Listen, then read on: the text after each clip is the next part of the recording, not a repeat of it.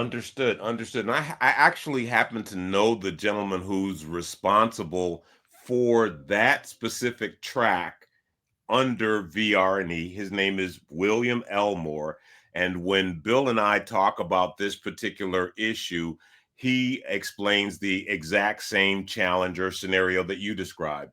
The academic track is something that's easy to measure, right? It's something that's easy to follow input, output, and results. Whereas the entrepreneurial track has always been this nebulous, more movable environment that was difficult to measure. So a culture grew up within the VR&E program of defaulting to education, defaulting to entrepreneurialism.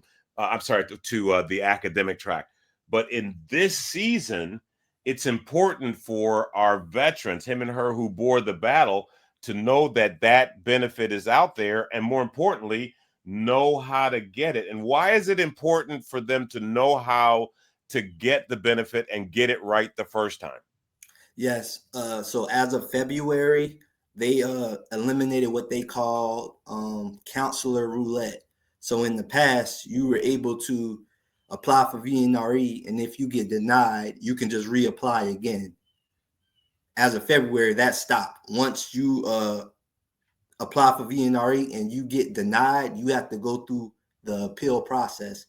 And if you understand the appeal process in the VA system, you understand that that could be a long time, a very long time.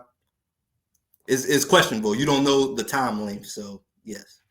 Yeah, you're absolutely right about that. And I actually just got a denial for a request for increase in benefit that is obvious, right? I have a replacement, a complete replacement of a knee, but I'm not going to talk about my personal situation. What I will tell you is that what Mr. Hill is pointing your attention to is very critical. They changed the regulation, didn't change the law, they changed the regulation last year in February. And I'm still trying to understand why they did that, because not only did they require you now to appeal a counselor's denial, but they also removed the ability for you to use an existing business in the VR&E program.